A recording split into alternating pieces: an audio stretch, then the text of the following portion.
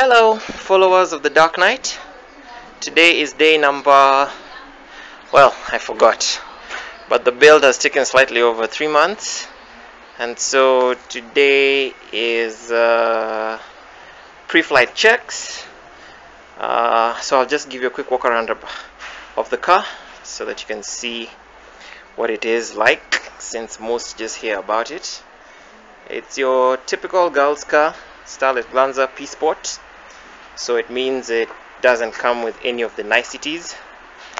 My custom Ford Focus side repeaters, no power mirrors, no power windows, nothing fancy there. It's been sitting for a while, so the cabin is a mess. I'm yet to clear up. I tried clearing from the side of that box you see there. Just plugged the battery back in, so the lights and stereo, everything came alive. I've removed the exhaust baffle that I had in place to keep kids and insects out, because I've had a problem in the past where I would get stones and other objects placed in there. Engine crane has been commissioned. Let me just go around that. Okay. Wheels are still off because I would need to check that everything is fine down here. Installed my adjustable chains. They've been lowered to the maximum threshold. Brakes are yet to be bled, so we shall do that. That is my diagnostics PC that I shall use to set ignition timing. I can walk you through this a little later, but it basically connects to the E1, TE2 and the VF1 terminals on your diagnostics port. That's for OBD1 vehicles. Okay, so to the engine, I had pretty much done all the basic pre-flight checks. Belts are tucked in, alternator, power steering pump, everyone is happy. The drift MBC has been turned down to allow the wastegate run at spring pressure until confidence is attained that all is well. Distributor is not yet hooked up, as well as the absence of spark plugs in the silos, as you can see. That is because on initial crank you want to reduce as much compression pressure on the bearings as possible, so that you don't injure anything until you have oil in the circuit. The EFI fuse has been removed as well. That is not to allow the injectors power themselves when you're cranking. Fuel line has been tucked in. Everything seems alright. Fuel pressure. The FPR is still set at 3.2 bar, but once timing is set, we shall be able to adjust that accordingly. Down here underneath, we have as well the oil return from the turbo has been put in place. We also have for aftermarket manifolds, it's always a good idea to brace the turbo so that you don't get cracks at your seams. So the TDO4 is braced here, turbo to the exhaust mount, and also here mid pipe to the exhaust mount. So those are two braces that give quite some good rigidity. The transmission oil level plug hasn't been tucked in yet, but that's because oil levels haven't been confirmed yet. That will be done when the car is level.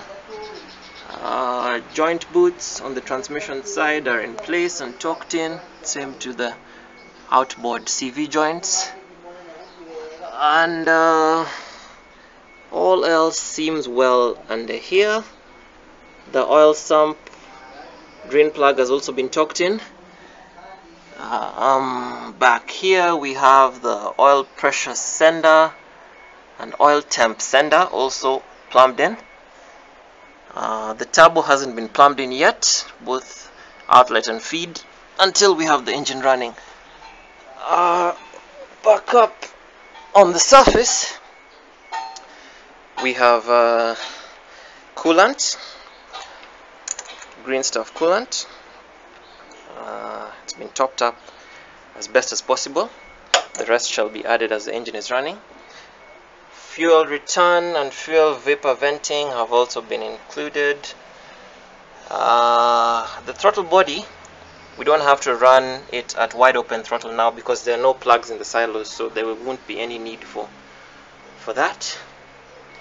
And yeah, the engine looks fine as it is. Oh, one more thing.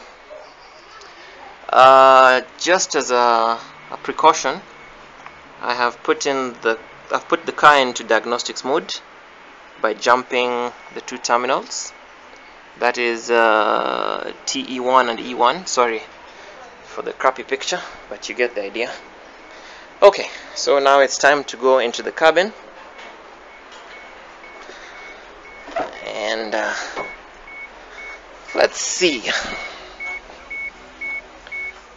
You'll forgive the beeper. Stereo is on. This was actually the camera I was meant to use, but over the long period of sitting it's been completely discharged, so I needed to let it power up. Okay, so just 1 minute.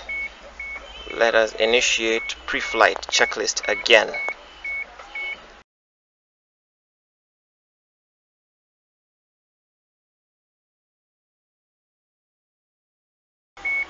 Okay, so after going through the pre-flight checks once more, we're now in the cabin. We have about half a tank of sliced dolphin, which should be enough for the procedure.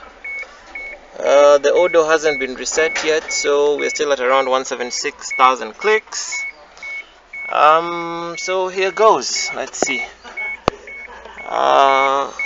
Ignition on. Gauges coming alive. All seems well. Because the car is in diagnostics, the check engine will flash if there are any codes. And right now ECU seems happy because it can see all the sensors and everything. Gauges have all come alive, no readings yet. So I need to go back and remove the EFI fuse to kill the ECU so that we can crank. Okay, we're back in the cabin. EFI fuse is out. Ignition on. Gauges come alive. We're looking for oil pressure before we can crank, so the gauge on the right is the one to look out for. Okay, let's see. Initiating crank now.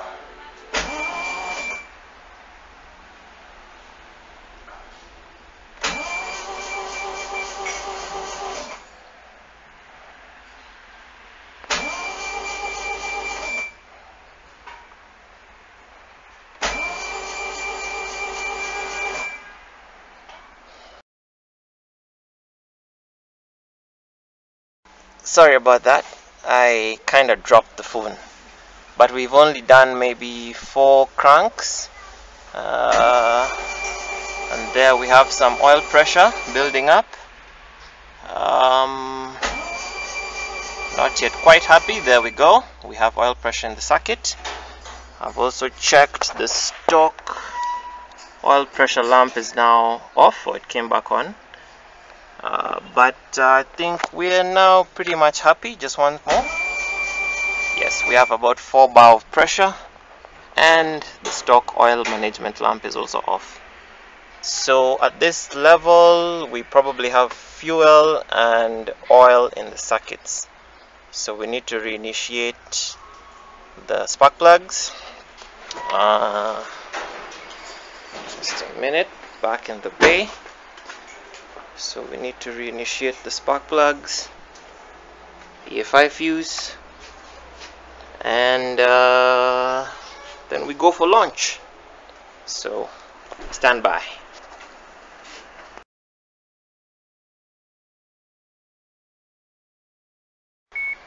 Okay, we are back in the cabin. Sorry, I had to step away for a bit.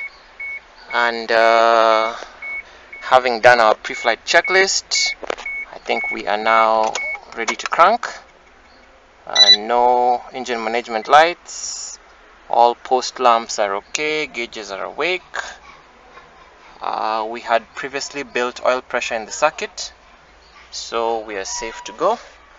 Let's just turn that off for now, and that too. Okay, alright, moment of truth. Let's see.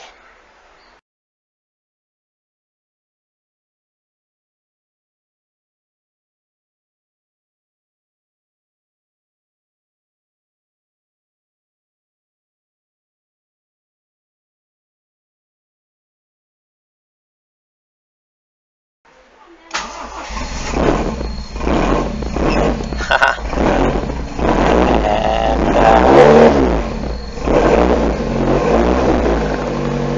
all seems well. It's having a little bit of trouble maintaining an idle, so I have to put my foot on the gas for a bit. Oil pressure is at about 5 bar, which is good. None of the other temp gauges are getting any reading yet. Okay, I'll try to take my foot off the gas, kill the turbo timer there. Let's see if it'll survive an idle. Foot off the gas. We are idling pretty low. Sorry for the dodgy camera work. That's about 600 RPM. So we go back into the bay. There's a bit of a whistle from the crankcase breather. I can smell the manifold getting hot. A bit of smoke here and there burning off any oils.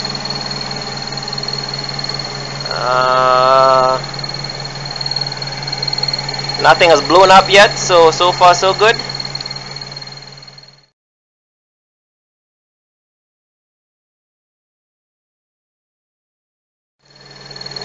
Okay, there we go. Turning up the idle.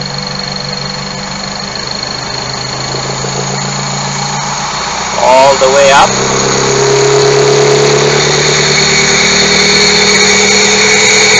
Idle screw is at maximum.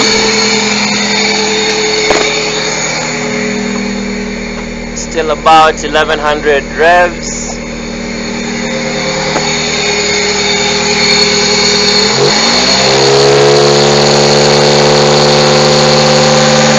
Bit of smoke here and there.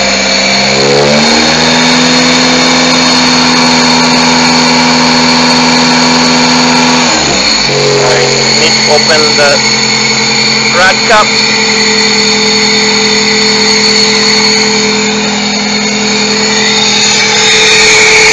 Nice induction there. Okay, we need to turn up the idle.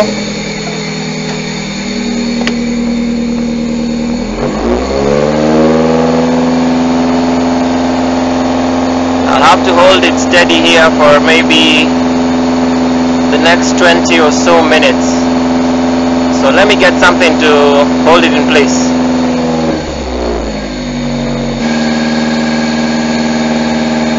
Okay, I managed to get some bricks to hold the throttle in place. Idles are steady at about 2500. Oil pressure is still at around 5 bar, so that's good. Vacuum at about 0.65 negative.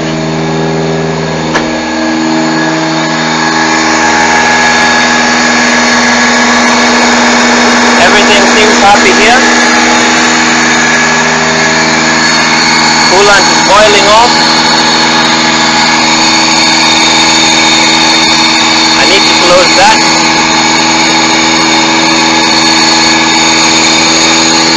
Avoid the spillage. I'll come back and open it after it builds pressure. And since you can hardly hear me, I'll just stop talking.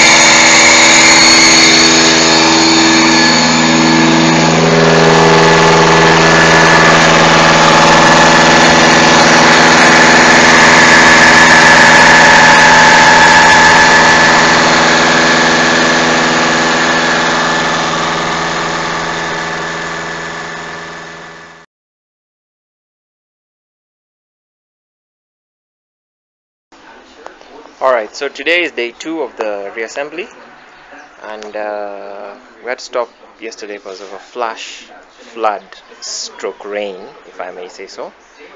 But all done, transmission, engine, coolant, everything was double and triple checked. So today we do the ignition timing after a little housekeeping on the high tension leads. Crankcase breather is yet to be plumbed in. I'm contemplating using the filter straight on instead of the catch can. We'll see. Intake plumbing is in place. Fuel vapor venting has been rechecked. Solenoid is ready to go. And yeah, the bay is pretty much ready. Now about the ignition timing, this is just a custom serial cable. It's your typical Cisco serial cable. Has been modified to work with the serial data that's given off by the ECU. And like I said yesterday, the 3 terminals are the VF1, E1 and TE2, where the device reads its serial data from. There's an inline capacitor in here. Can't see that, but that just helps suppress the line noise from the engine when the data is coming through the PC. So everything else is pretty much ready. Suspension is in. Wheels are yet to be torqued in. On the rear, we're yet to finish up bleeding the brakes, but we have our copper grease in there on the threads to prevent possible seizure. Just a minute. And we also have a little copper grease smeared onto the face of the rim, so that when it mates with the wheel hub, with the rotor rather, it won't seize if left there for a long time.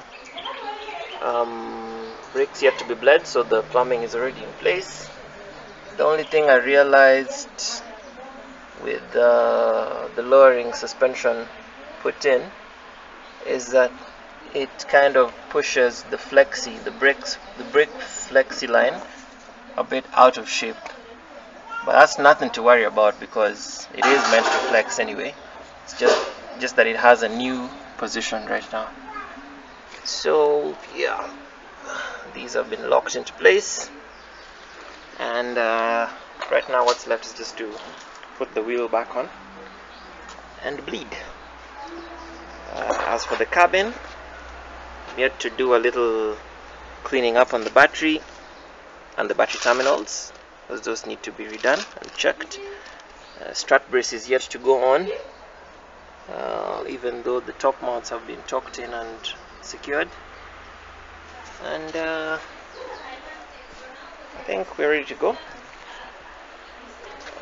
The height adjustment is still not very, shall I say, final, because the front side has some offset thanks to the big boy brake kit, but the rear, as you can see when viewed from the top, still sits a little inward. So we can either do two things. We can also put spacers back here and maybe flare out the wheel arcs, or just leave them and drop it in